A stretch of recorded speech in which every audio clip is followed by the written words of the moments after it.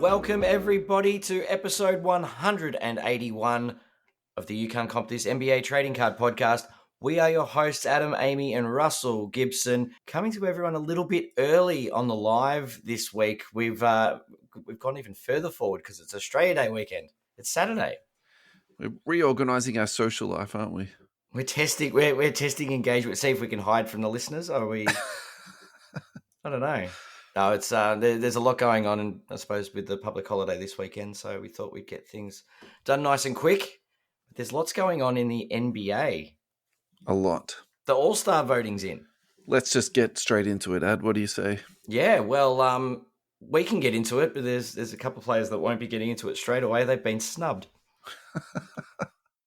Is that a good way to? That's a clickbait headline if I've ever heard one. Oh, don't worry. We'll clip that and turn it into a clickbaity reel. Alrighty. So what you're specifically referring to is LaMelo Ball getting 1.9 million votes. That's a lot of votes. That's from the fans, but when it came from the media and also the players, they then decided that Jalen Brunson should be the starter instead of him. So nice that's what of you're them to specifically override referring those to, 1.9 million votes. Yeah. How many votes did Brunson get? 1.2.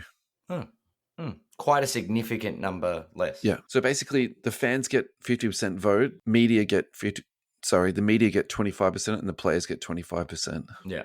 Is it the players or the coaches? The players. It says players, but I thought that the coaches used to, but I also heard stories about the head coaches would never have time or couldn't be bothered doing it, so they would just throw the ticket to like the intern or the lowest ranked assistant coach. So it was never, from the coaches anyway. So I think they were kind of like, this is silly, let's just give it to the players who might have a bit of fun with it. Yeah, exactly. Sure. Look, I don't mind that the media and the players get a say, but at the same time, we then have to be prepared for that type of scenario where you've got someone who's, leading the pack. I think that's pretty fair to say that in terms of the guard voting for the East. Yeah. And there was even a lot in the West, there. he would be second in guards. And this is no shade against Brunson, but surely, like with Cat as the already starting, shouldn't the players and the media be like, hey, let's balance this out and, I don't know, throw Cade into the mix? If they're going to give their magic million votes that is going to throw it over the line, like make it fair. Make it a little bit more fair rather than giving all the love to New York. Yeah, I think if there was some type of narrative there, it would be, I would have preferred to see 2 Cavaliers in the starting lineup than 2 Knicks. And I think for that to happen, in my mind, it's Evan Mobley, but 480,000 votes total, which puts him in 6th place in the front court for the East. That's never going to happen. But I think that's really tough to overcome. They just have put a magic 2 million votes in then, don't they? Yeah. The media, they just swing it their way. I'm not overly impressed by the fact that the players get there. LaMelo Ball's a legitimate player. He's putting up legitimate numbers. It's not people want to see this guy, and then the players and the media have said no, we don't agree. It's a bit unfair. Give the people what they want. I think the irony of that is that I would say the reason why the commentators and the players don't take him serious is that he has too much playground game in his game. Yeah, shooting those 1-footers like this, they're so insane. Those shots, like I everything against agree. Fundamentals and good basketball mechanics that, you get taught at a very early age.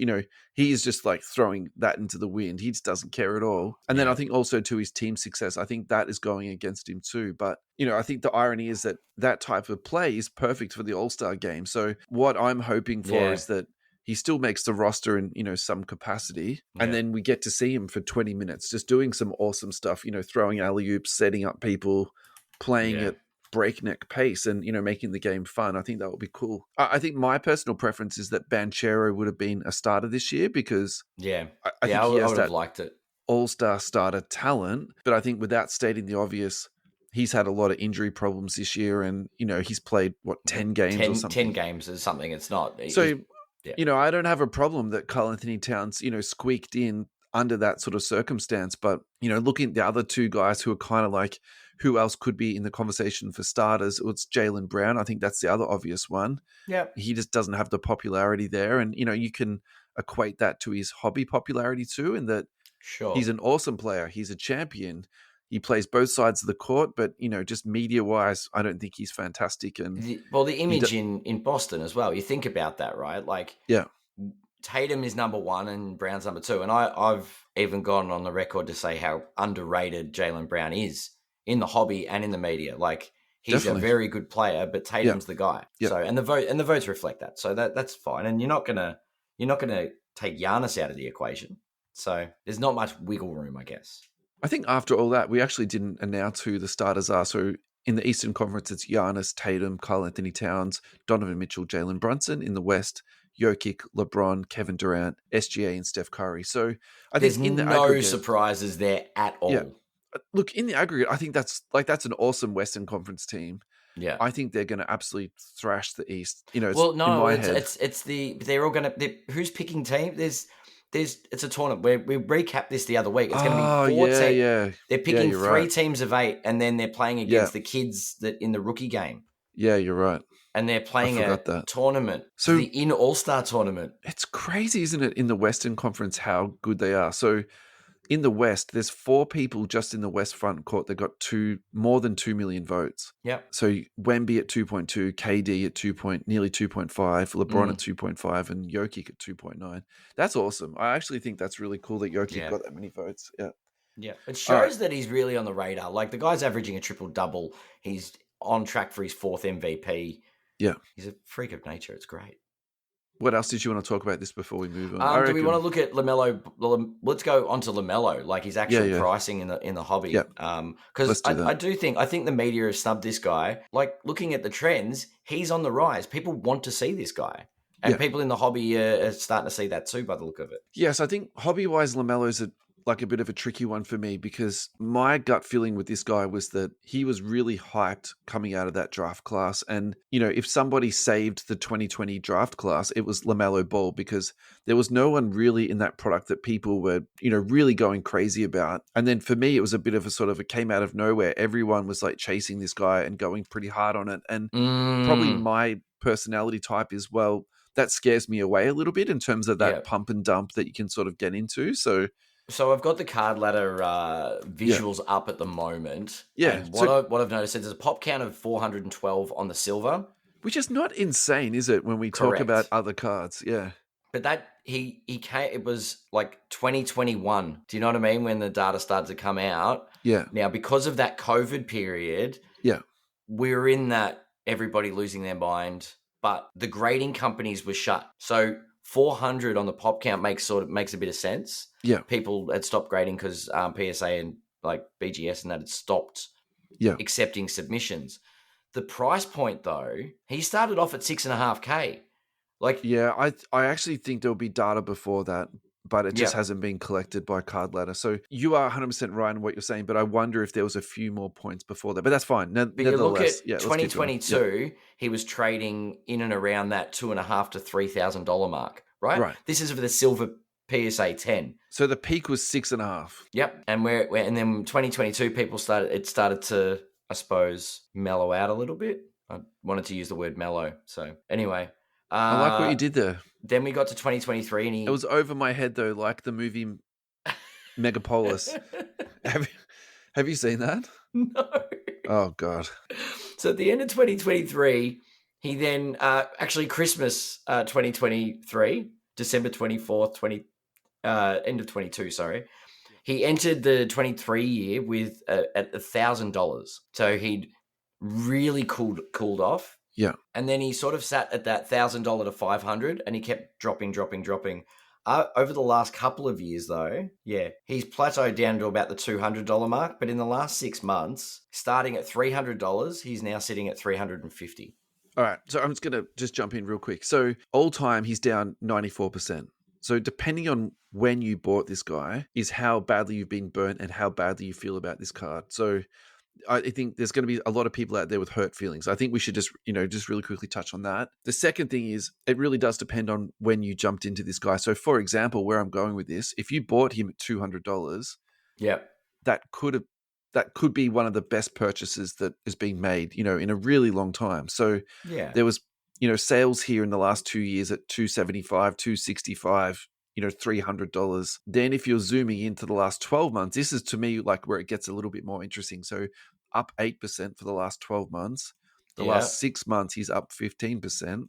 Actually interesting, he's down the last 3 months, minus 6%. So I think maybe we stay at this the last 3 months because actually maybe that's the most relevant graph where he's coming back down again. He's He's hit his sitting peak, and he's sort of maybe that's where, balanced, yeah. collectors sort of feel that he's at. Currently at 345. Look, I think my thing with this guy is that I probably think he's a really good buy at that sort of high 2s to low 3s mark. And anything above that is more, you're sort of treading into, risky water / pumped up hype.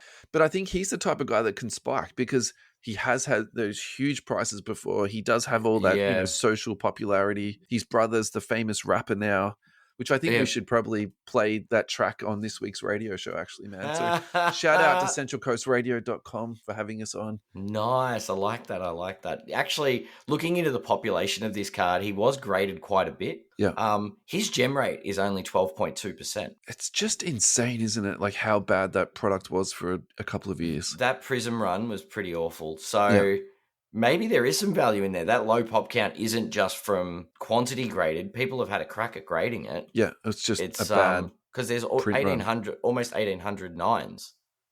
Yeah. Like it doesn't gem at the 10 very, very easily. So you can pick up a 9 for $60, and that actually makes sense, doesn't it, with the pop count? Yeah. So maybe the 350 for the PSA 10's not bad value. I do agree with the low market team because he plays in Charlotte, right? They're patterned for success at the moment. But I think LaMelo's personality is the break the mold. He's got that X factor. I think that, Lonzo Mourning, Larry Johnson team, I don't think Charlotte's a small market per se. Like that in my head, like they're not the Spurs or OKC. Indiana. Yeah. Yeah. I think there's enough juice there to squeeze out of that in terms of his market. That doesn't stress me out at all. Okay. So, all right, let's just sort of step back for a second. Right now, where he's sitting at, is this a buy, hold, or a sell for you? Because I think that's the most important part out of all of this. It's definitely a hold. It's not a sell. Yeah, okay. I don't know. Like, and we've spoken about this. It's all personal preference with regards to, for this amount of money, are there people that you would rather purchase and invest in? Because I think LaMelo is buyable, and I think he has got a good ceiling. Yeah, he's liquid too, right? Yeah, you can he's flip liquid. him when you need to. I think that's yeah. But for me, I'm on the Cade train at the moment. So yeah, look, and that's a similar price point. That's what was going through my head. It's like, so you can get a Fox for 150 at the moment. You can get a Cade for about the same price. Yeah. Realistically, you can get a Jalen Brown for cheaper. Yeah. And probably that's where I settle a little bit in terms of, where are we going with this kid? But at the same time, if he is volatile, maybe actually this is one to keep an eye out for, because if it does drop back down to that sort of mid to high 2s, actually that's a very good purchase. Yeah, for sure. And long term, the population is pretty low on this. Yes, it will definitely go up, but at the same time, you pointed out the gem rate on these cards. It stinks. So it stinks. So getting a 10 is actually, like it might be actually a sneaky good investment. Let's just do one really quick one, and then we'll go to a break. So I'm just going to skip down the sheet a little bit. Yeah, grab something little off there, and we'll. All right, I just want to give a little bit of love to 1 and 1. So this year's 1 and 1 have come out. 1 and 1, not Juan. Not our criminal friend Juan. Well, he's not a friend. On the run in Melbourne, Juan. Yeah. Different Juan. One. ONE. I probably need another coffee before I come on this early in the morning, right? All right, so there's a lot of cards in this product that is chaseable. And just for the record, I'm a big fan of 1 and 1. Downtowns in particular for me are just, an important card in the hobby, and that's where you get them out of this product. Yeah. So this year, in my mind, they've really taken a big risk with the design on these cards. And the Downtowns in particular? Yeah, and also to I feel like they've tried to make them a bit more fun, and they've taken a bit more risk with them. So, and I love it. I know that there's some people out there that won't like it. They don't appreciate that, all that type of stuff. And I think that's fine. But on the back of those cards, they actually explain to you the narrative of them and sort of give you like a bit of a rundown. So it's kind of a fun one too, in terms of if you enjoy cards for their story, and maybe you could even call it the art of it. So for example, let's just look at the Nikola Jokic one. It's got the mountains in the background. Yeah. It's got the Wildcats there. It's got some guy in a mink jacket with bling and jewelry on. Like, it's just kind of weird but fun. There's a gold pan there with some, some gold in it. The Anthony Black one has got, it's got a dragon there. That's the the Magic, touching on that. The Oh, Kevin yeah, because Durant one Disney has got Castle, Orlando, Florida. Yeah. it's got the Phoenix Dragon behind him. Like, it's just okay. It's probably that one is probably not the most creative, but explain Jordan Hawkins to me.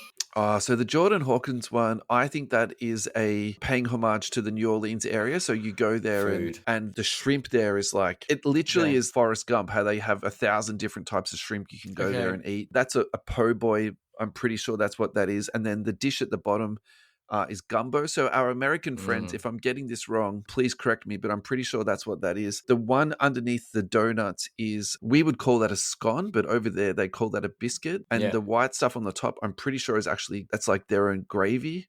Okay. We have a more traditional sort of like brown gravy, but they have you can get a white gravy. Like more of a mayo type gravy. I don't know. And that's obviously coffee there. And from my perspective, the coffee in America is maybe average at best, but so they do like sort of a pour or a filtered coffee over there. And most if of you it go is to a the restaurant same, or cafe, they just come around and keep topping you up. So it's like with the filtered coffee rather than actually bottomless ground coffee over there, you know. So look, again, you know, that's like having instant coffee everywhere you go. Awesome. Anyway. Yeah. Don't get me started. Oh, it's a bit better than instant. Saturday morning, I don't want to discuss how bad the coffee is in America. It's better than instant, but not as good as espresso. It's somewhere in between there. But it's more about the customer service. You know, the customer service in New Orleans the experience. is unstoppable. I think really, really well. Good save there. There's a comment on the Jokic one from our friend Joe Fu. So let me get this right. There's a lion wearing a fur coat made from its own fur or another lion's fur. I'm a little confused by this. I mean, art can be confusing, you know. I think that's okay. Interpretive. My biggest concern with this run of downtowns is I don't see any towns. Yeah. There's a mountain in the Denver one. There's the castle in the Orlando castle. one. Maybe there's a town in front of the castle. Who knows? Yeah. The food one, well, anyway. Yeah, I feel like they've sort of gone off script with what the card is. It's like having a kaboom with no sparkle. Yeah, maybe. I mean, the kabooms, they've done really well this year. They've gone back to I think they're going back to the more animated, anyway. Al Kane's dropped some napalm on the designs this year. I mean, am I shocked that Al has got a negative connotation on this? Like, not really, but we love you, Al. Anyway, just a quick one on that. I don't think we need to do too much more of it. No, that's a fun little one. I think, they're interesting for sure. And Anthony Milner's just piped into the chat and said 1-on-1 is the value set for collectors. Yeah. I think extra value to be found. Interesting. So there was a sale this week on NCM for someone literally just put up their whole set of downtowns. There was a lot of interest around that. Like, people love downtowns. I think they're long-term, something you can hold, trade, sell, all the rest of it. For sure. Melbourne Cartel, thank you so much for your support. Really appreciate everything that you've done for us, the products that you deliver. Repacks at $35 a piece for NFL, AFL, UFC, NBA. All of their cards are available for you to look at in a checklist, so there's no hidden tricks, secrets, all that type of stuff. It's all there for you to look at. The El Chapo range is coming, which is going to be a higher-end product. Check out the Melbourne Cartel on Instagram at Melbourne Cartel, and also on Whatnot now, Melbourne Cartel, which is spelled Melbourne Card, CARDTEL. Go to their website, www.melbournecartel.au. When you go to checkout, use the promo code COMPTHIS10 for a 10% discount. Thank you so much, Darren and team Melbourne Cartel. Adam, we're back. We are back. How are you? I'm great. That was a good start. Very good start to the show. We definitely didn't talk about the weather, which was nice. The weather is nice, or not talking about the weather? No, we didn't talk about nice? it. We just got straight into cards. It's like... It's true. It's true. It's my own pet peeve about... I didn't talk about it, but I did talk about Australia Day. That's okay. It's not weather. It's fair. Yeah. Alrighty. So this next one, sort of bear with me for a little bit while I lay down the groundwork on this. So I want to talk about Impeccable International, NT International, and then finally Revolution Winter Tins. And the perspective I want to talk about this is the quality of the cards, the aesthetics of the product, the price point, and also why is Panini releasing all of these products. So let's start with Impeccable NT. It's basically about 60% price of the full Impeccable hobby box. And I think Impeccable is a really tricky one for me, because I think The aesthetics of the cards is really good. I think the quality of the cards is actually better made than Noir. You can almost argue in some instances they're just as nice, or if not nicer than NT. But in terms of collectability, I think sometimes people, despite all of the aesthetics, how nice the cards look, people are a little bit reluctant to put $1,000 plus into these cards in the aftermarket. So Yeah. I think that it's kind of one of those products of like, maybe it just comes down to there's only so many products you can pay, a really high premium for. And I get that, someone has to be a winner, someone has to be a loser. And Yeah. maybe out of all of the products they've made, unfortunately Impeccable is that sort of loser. So it's kind of like, well, why do you then need another branding of Impeccable? And I think the very short answer to that is that Panini is losing their license very soon. Yep. They want to do something to basically squeeze as much, blood out of that stone as they can. And so, They're trying to this get was, value for their money, right? yeah, that's right. So maybe this was like the first example of us, really seeing, we've always said that Panini have been making cash grabs over the year, but this is like maybe the biggest one, that we've seen out of that as we're getting towards the end. But actually for me, the irony is I think the price on that product is really nice. I think the cards themselves, are actually fantastic. Yeah. There's still on-card autographs in the product.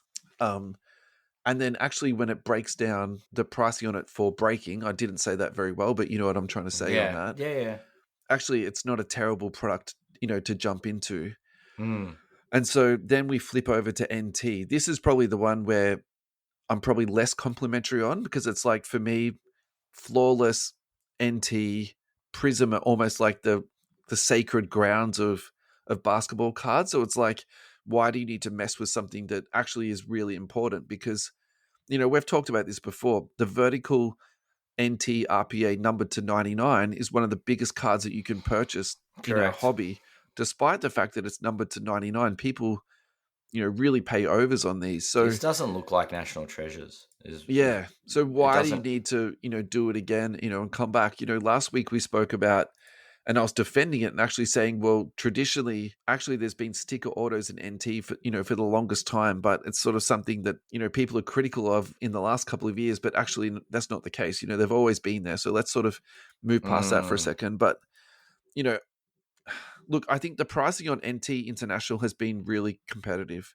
So it hasn't blown out in any proportion. I think actually it's been relatively well received from people, because I think traditionally NT going into breaks and buying single boxes of it, it is a huge chunk of change. Like sometimes the prices have been up to even, 8,000, 10,000 AUD. So to get something in that much, much, much lower price point, but still it feels like a higher end box, I think from that perspective, it's been, relatively well received.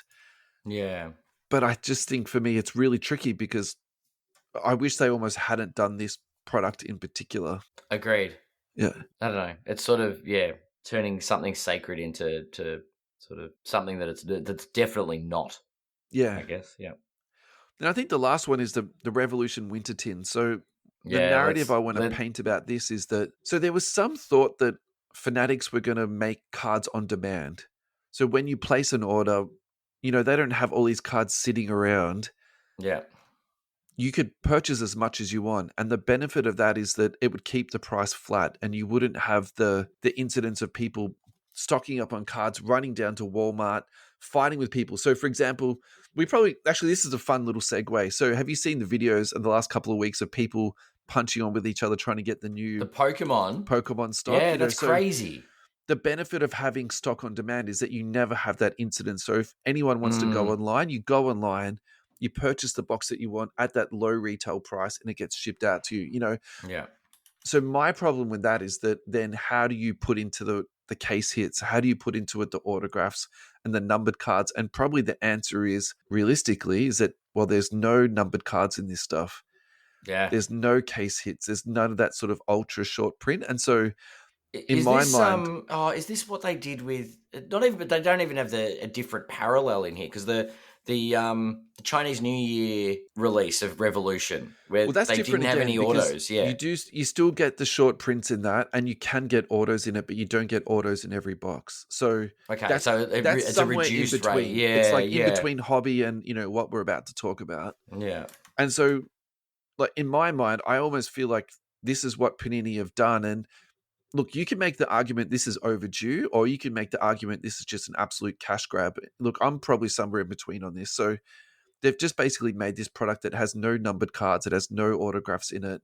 So in my head, I'm kind of like, what's the difference between this and Pokemon? But Pokemon does have the short printed cards and all the cards you chase. So then you can't even make that comparison. It genuinely is just printed cardboard with pictures of NBA players on Base it. So cards. It's base cards. yeah, but they've made it that every card is a parallel, but at the same time, once you make every card a parallel, the parallel No cards are a becomes parallel.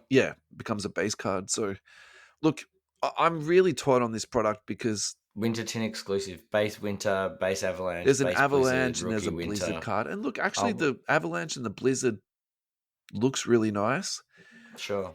But I think the aesthetics of the cards also got quite reduced after the cards were damaged in transit because of the way they packed them into the tins. That's probably the talking point on so this, that's right? something else to talk about too. I think, look, I actually think we're going to see this again in the hobby because Fanatics have already raised this topic of doing it, essentially making a product that's going to be, on demand, or another way of saying on demand is just infinitely printed.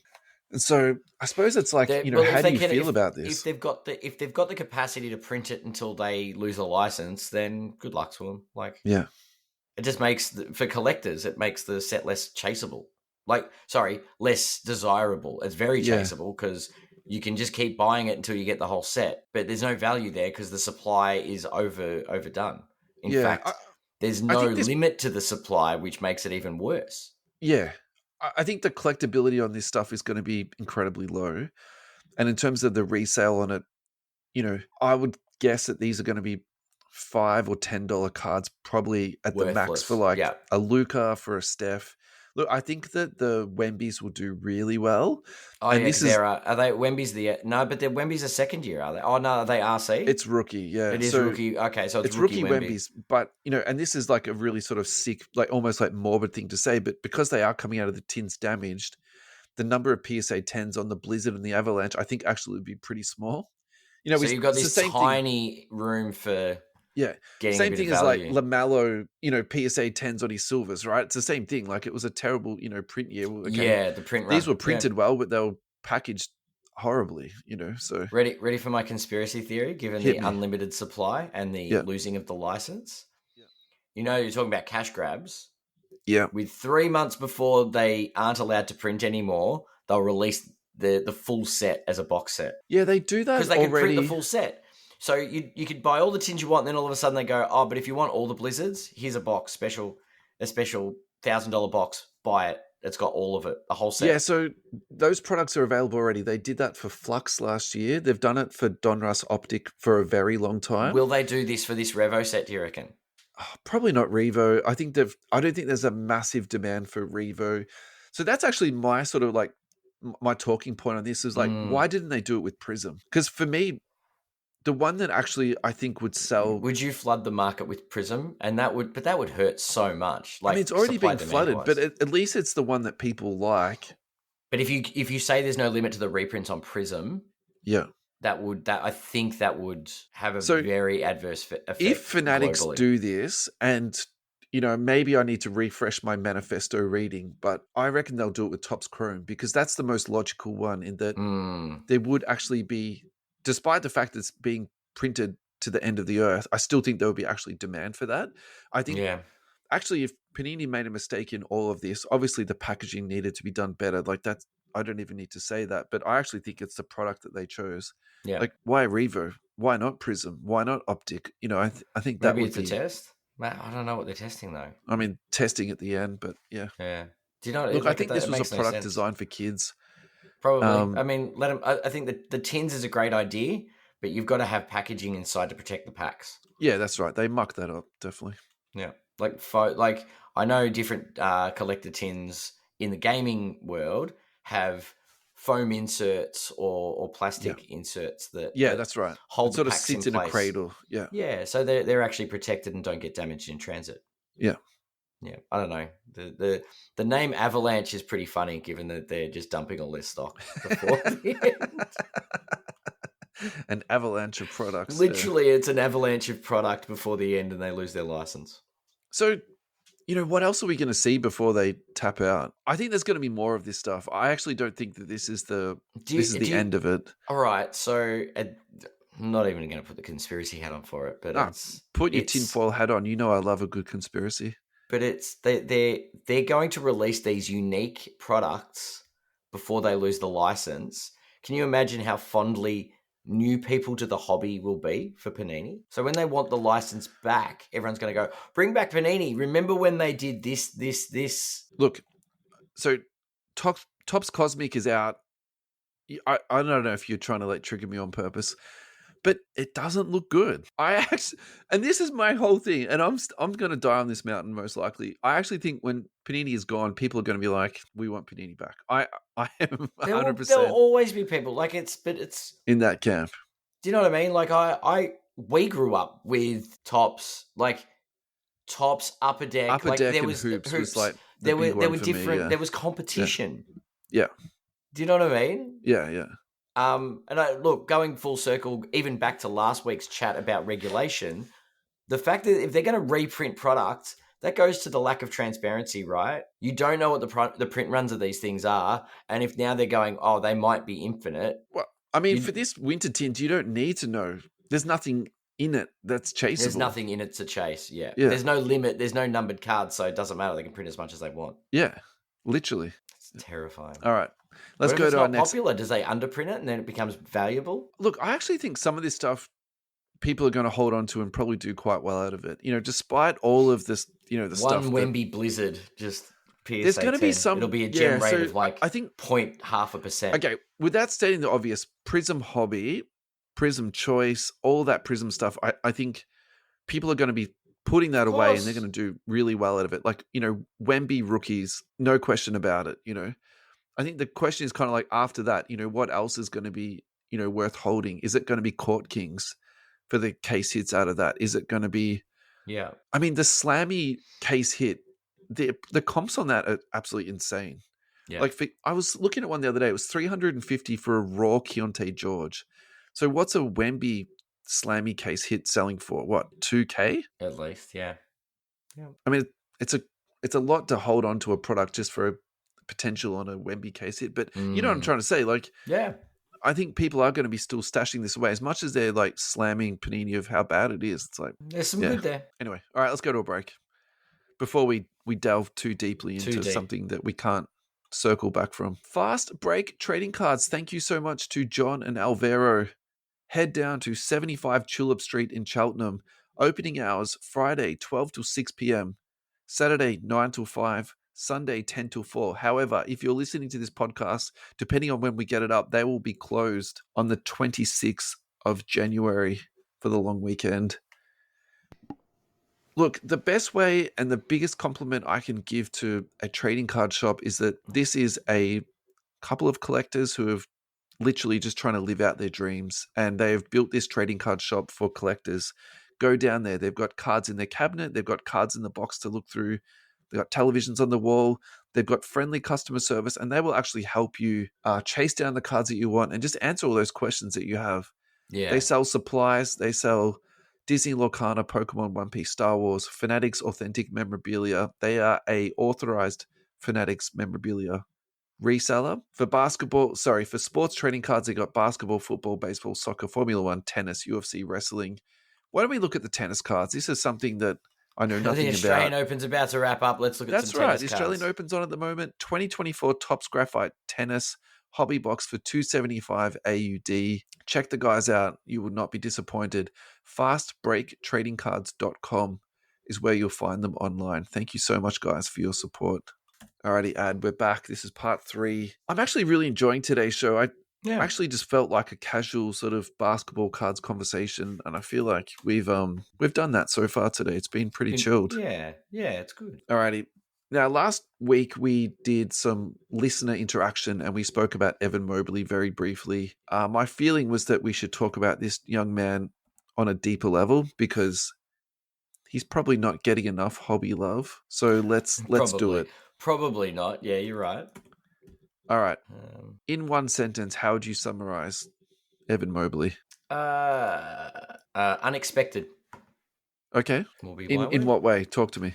Look, I just didn't see it coming. I thought he was all right. I thought I had a lower ceiling on him, and I had a lower ceiling on Cleveland overall. So yeah, not to throw shade. I didn't see this being what Cleveland was going to bring this year, and it's got a lot to do with Mitchell and Mobley.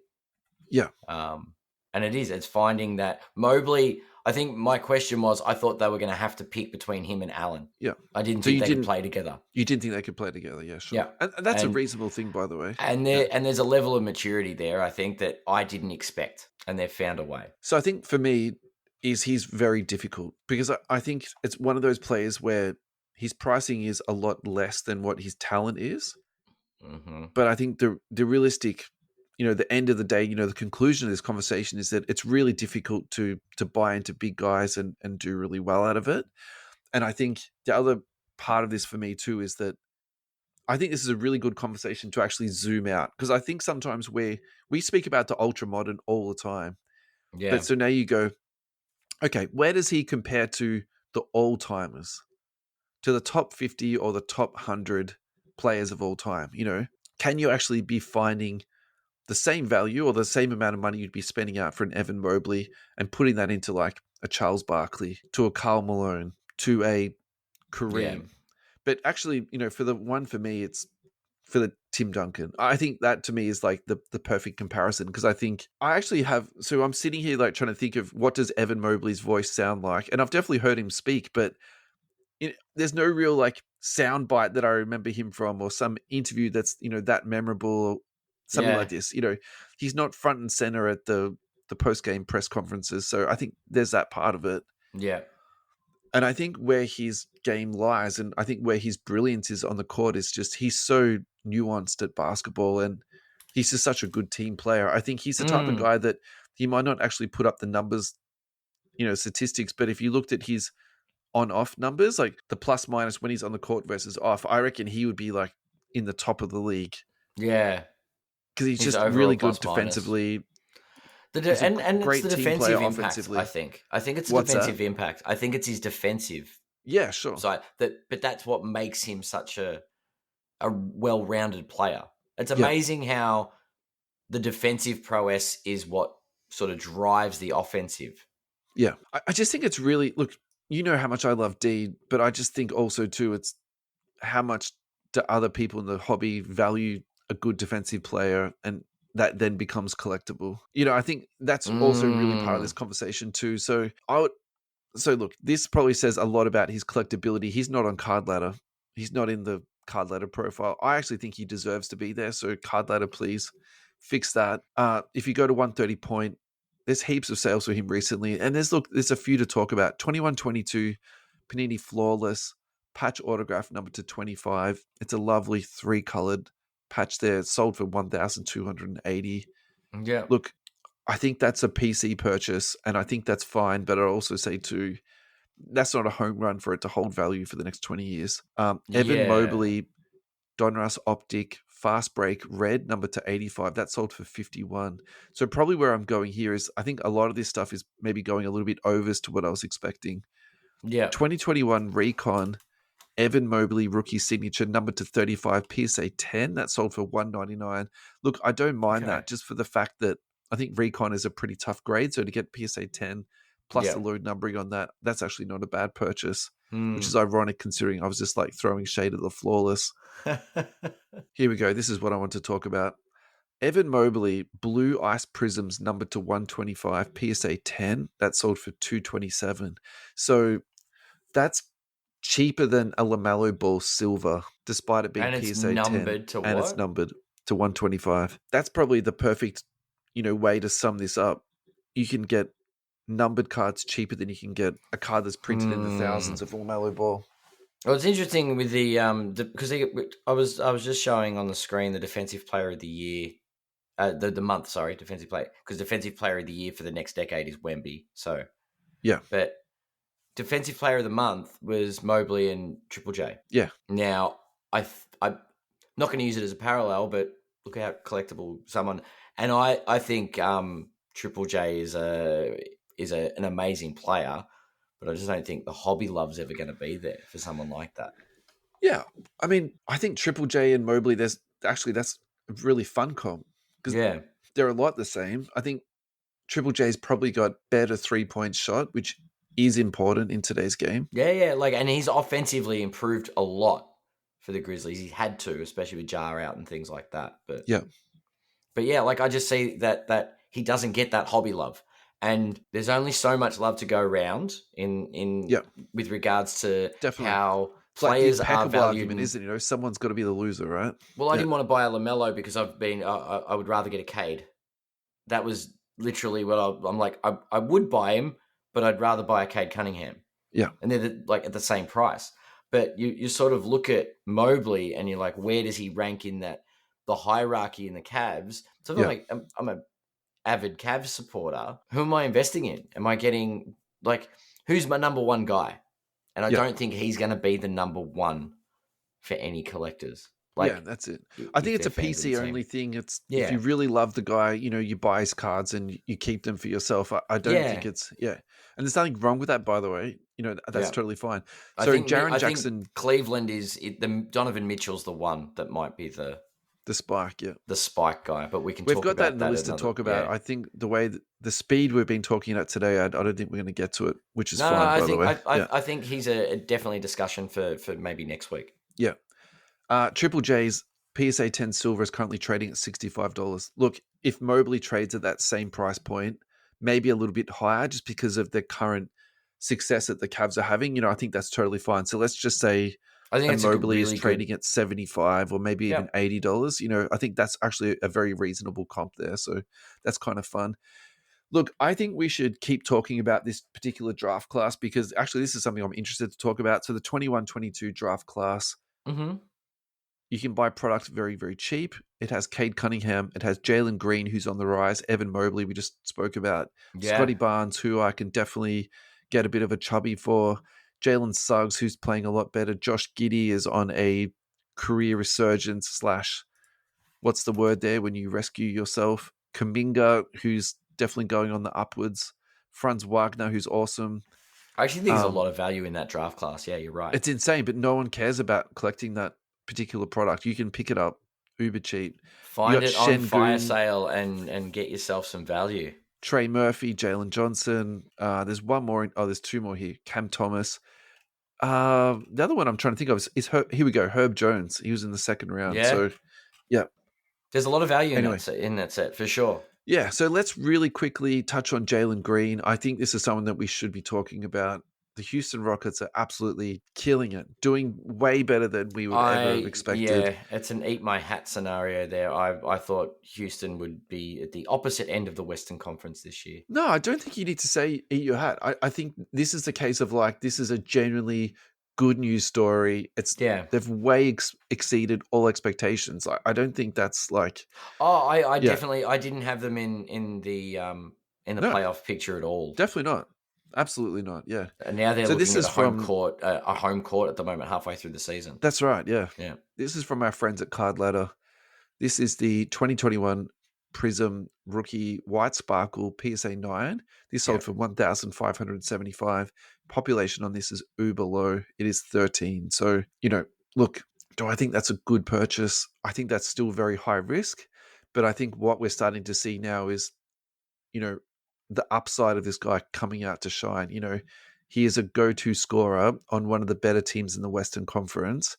He's also in control, if you could say that. That's probably going a little bit too far. He's a main contributor to one of the best teams in the league, who's also in one of the youngest teams in the league. So, I think there's a lot to like in that space.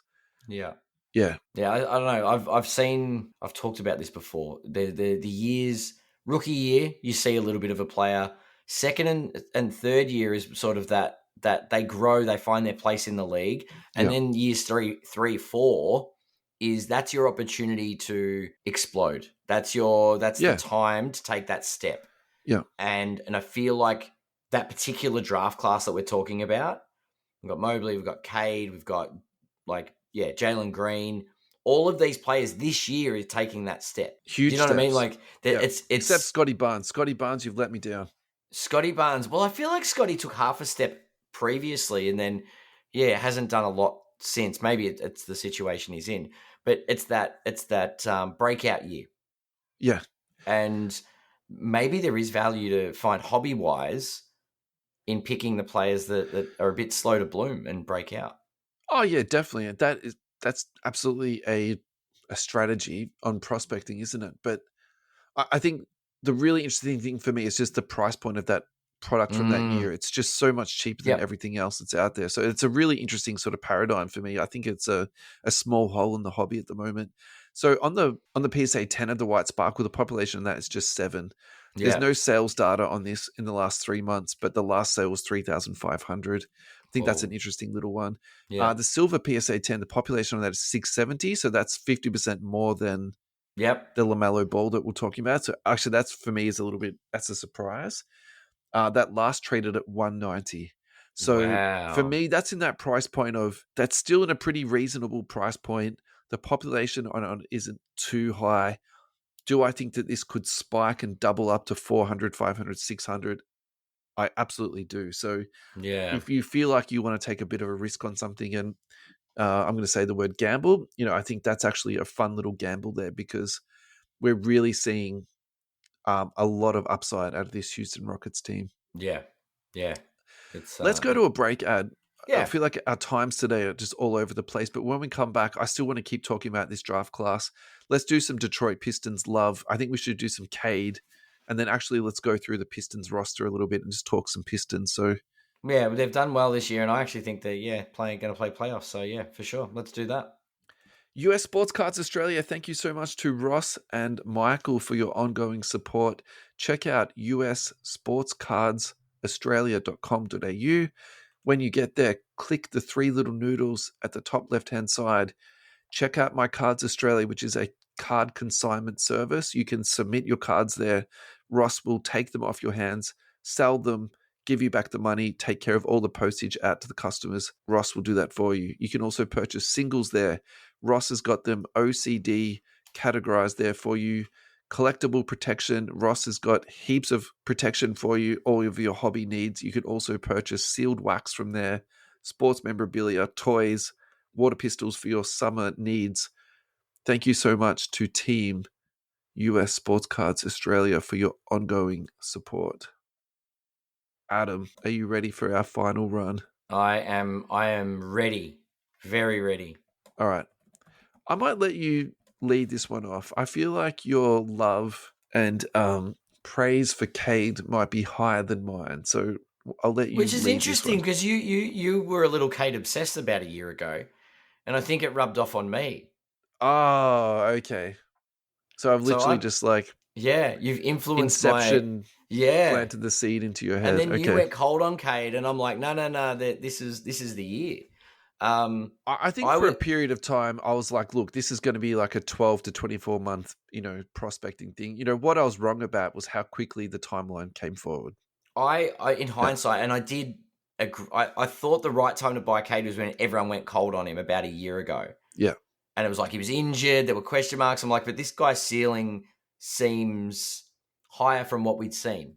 Yeah. So I tried to pick up a couple of Cades. I got a red, white, and blue, which I was happy to get because I thought it was a nice little color match. Yeah. But everyone had gone off on it, and I'm like, well, he hasn't had his breakout year yet.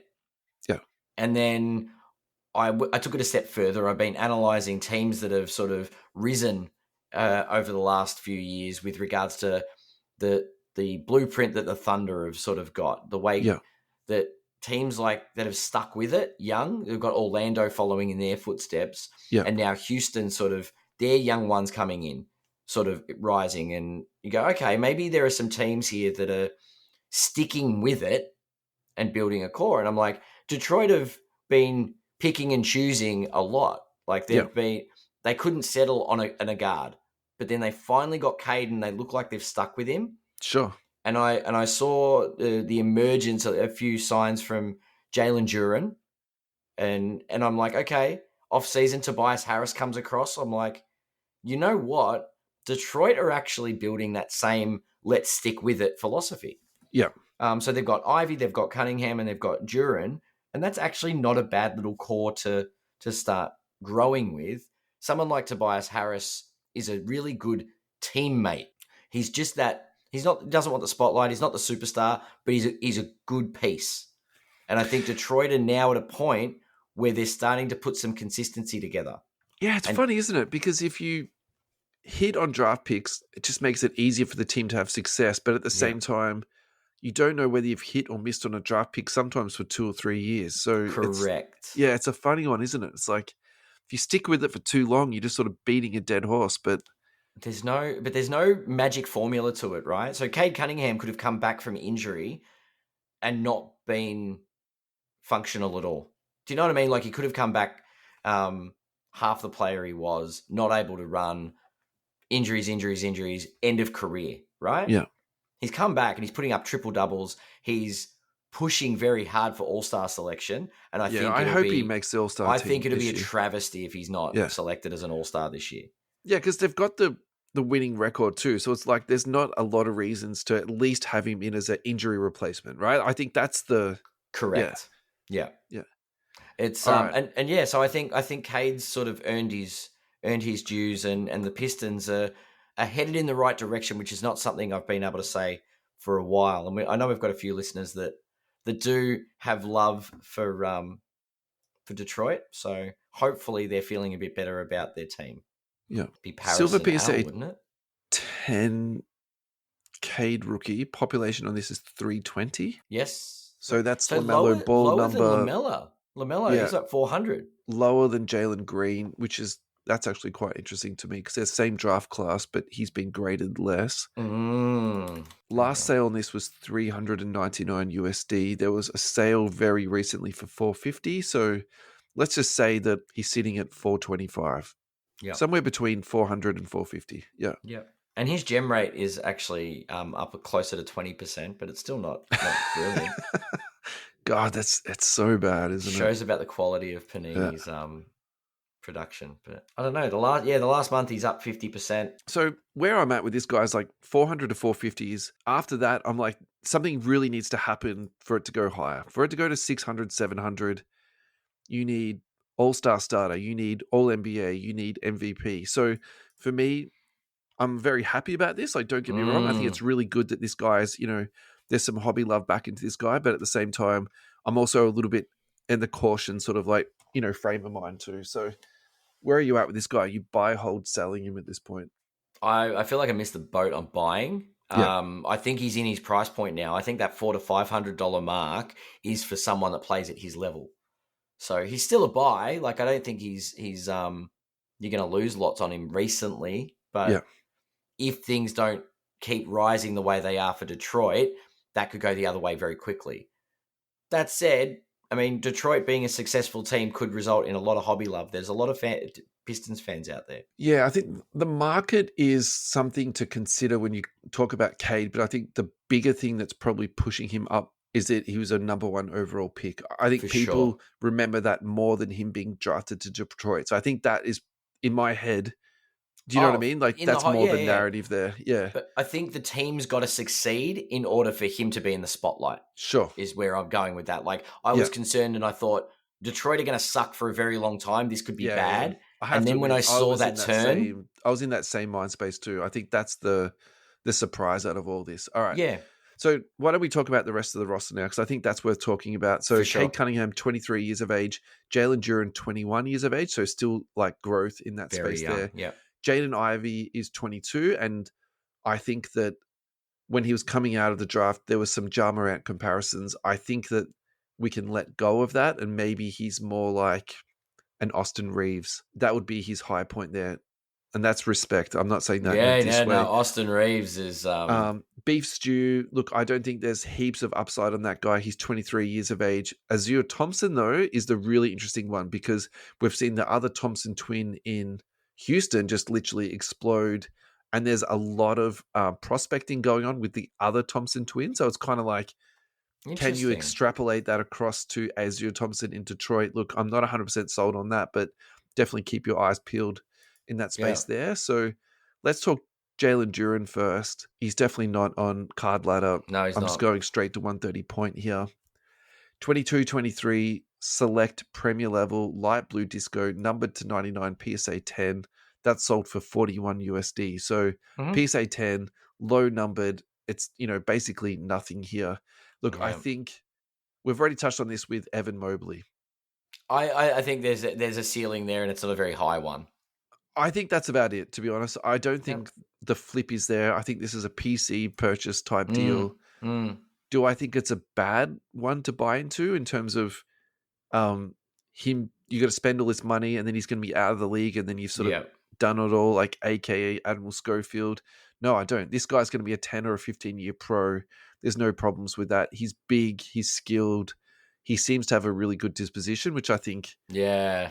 the Pistons are actually done really well on drafting, guys with a good attitude. Yeah. So Their I think that's temperament, fine. yeah, they've got Yeah. a lot of players with good temperament on Yeah. the court. Jaden Ivey is probably the one I'm more interested to talk to you about with. Yep. And the reason for that is I think in terms of pure upside, I think you could make an argument if the hobby analogy is Cade Cunningham is Zion Williamson and this guy is actually Ja Morant, he's got the most upside in terms of, moving forward, going up into the future. I'm not too sure if I laid that analogy out that well, but No, that makes sense. when Ja first came out in the rookie class, it was much more expensive to buy a Zion than a Ja. That's where okay, look, let's just drop it. That's a good point. Yeah. Alrighty. 2022 Prism Fastbake Jaden Ivey PSA 10 that sold for 97 USD. So look, yes, you're starting to get up in pricing now, but that is a PSA 10. That is a rookie card, and it's also an autograph. I don't mind that at all. This is a fun one to talk about. The Prism rookie variation card PSA 10. That's for 50 USD. I really like that as a purchase, actually. It's a very Revolution rookie autograph. Mm-hmm. Raw sold for 27 USD. Yeah, so I think in terms of upside, when I look at these numbers, I see a lot more upside there and far higher than, say, Jalen Duren. Yes. I like that. Yeah. But this is the thing. That's the guards versus bigs, right? Definitely. Do you it takes a lot to get hobby love for a big man. Yeah. And you'll definitely see a lot more highlights for Jaden Ivey than Jalen Duren. I think that's the other thing too. If these guys do have a deep playoff run, you will definitely see Jaden Ivey highlights of him throwing down on people. Oh, hell yeah. Getting steals, out into the open court, all that sort of, very Instagrammable, type content. So shooting guard is probably shooting guards are a very spotlight focused position. Yeah, I think he can. So I think actually what's interesting for me too is I can kind of see them playing a little bit of interchange where Jaden can bring the ball down and set up Cade and, vice versa. So he's more of a combo guard than and kind of what I feel like Atlanta have done really well this year of pairing Dyson Daniels with Trae Young. Like those two facilitate for each other, really well. Quite well, yeah. Yeah, I kind of like that pairing in Detroit too. Look, I think Cade is going to have the ball in his hands a lot more, but there'll be instances on that. Let's wrap this up. Let's recap. What's your closing thoughts on these last three players that we've been talking about? I think Jalen Duren's going to be fun to watch. I don't know about collecting. I think Jaden Ivey is definitely one to watch. He's a bit younger than Cade, so might have a breakout next year. Yeah. So maybe there is some value there in Jaden Ivey. But Cade, it's good to see Cade in the spotlight finally in a really positive way. Injury-free, playing good basketball, and I'm looking forward to seeing him on All-Star Weekend. Yeah, cool. I'm going to take this recap a little bit differently. I'm going to say don't be scared to buy 21-22 product. Just because it's cheap, it doesn't mean it's bad. I would actually say the opposite. I think this is a hole in the market. I think we've just recapped a whole bunch of really good prospects coming out of this product, and you can pick it up for half the price of other Prism products at the moment. To me, it's an absolute no-brainer to purchase 21-22 Prism products. So I have no financial interest in that statement. It's just something like personally myself, I'd rather rip 21-22 than a lot of other product at the moment. So maybe that's if you do get the itch and wanna crack some product, yeah, there's some value to be found in that head 20 down to that Fast 21. Break Yeah. trading cards and pick up some 21-22. Ask them what they've got. Yeah. Alrighty, I am going to suggest we finish off today's show with a listener question or a listener comment. So this came up on our mailbag post from Instagram. This is from Lou Ho PC. I don't know if it's been discussed before, but as we know that the top players currently are all mostly not American, is it kind of showing a trend that maybe one day in about 10 to 15 years, the most sought after card would be an international player? Adam, where are you at with this? Nikola Jokic, Giannis Antetokounmpo, Yeah, Luka Doncic. Like, it's already happened. Like the best players in the world are not SGA's Canadian. Like they're not Americans. The international factor is already taking over our fine game. I'll follow that up by saying there's no way on earth that you're going to take the throne away from Michael Jordan as the number one collected basketballer. Sure, of all time. Correct. Yeah. Michael Jordan. So do you know what I mean? Like, you're never taking that title. LeBron had the biggest crack at it. Yeah, I kind of read that question. So you read that question as in like all time. Yeah, because if you're talking about current day, it's already taking effect. Yeah, I read that as like today, who would be the most collectible? Would it be an international player? Sure, yeah. So I suppose you can answer that two ways. You could say if you're talking all time, it's very difficult to knock Jordan, LeBron, and Kobe off. I think that's a huge ask too. Like that's three big Americans. But if you're talking about and Wemby's French, so yeah, sure, Wemby's got a chance at being the most collectible. So you actually kind of stole my answer because my answer was going to be SGA. I actually think in the next couple of years, that's the one to me is like really one to watch. So currently trading at, let's call it $800 USD, population 680 on this. You know, there's a lot of chatter at the moment that he is going to be the best player in basketball, if not now, in the next 1 or 2 years. The Thunder of, we talked about this, super young. And exciting. Really highly rated, ranked in the Western Conference. Can they win the championship in the next 2 to 3 years? It's not crazy to say that. So yeah. What I'm going to say now is this is my like crazy sort of thing to go out on the end of the podcast with. I think this is going to be $1,000 card very soon. I actually think this will go to $1,100, maybe even $1,200. That's like how much I think we've dropped the ball on this ad. So if we go back the last 2 years, this is crazy. I'll keep him at Tatum status at $800. This is trading for like $400, $375. Oh, for sure. Like I think it was definitely undervalued, but I don't. We missed it. Yeah. Yeah. I think I said I undervalued it at one point. Luho PC, thank you so much for your excellent question. That was a really fun one. That was awesome. It was also very interpretable too, so that was kind of cool. Thank you for a lovely show, Adam. It was good. It was a lovely way to spend a Saturday morning. Absolutely. Thank you, everyone, for listening. I think we'll be back to Sunday nights for those that are watching on YouTube. We've got a few people in the live chat by the look of it. As long as we keep the content coming out, that's the more important thing. Thank you to all of our Central Coast Radio listeners too. We really appreciate your love and support. Have a wonderful day. See you next week.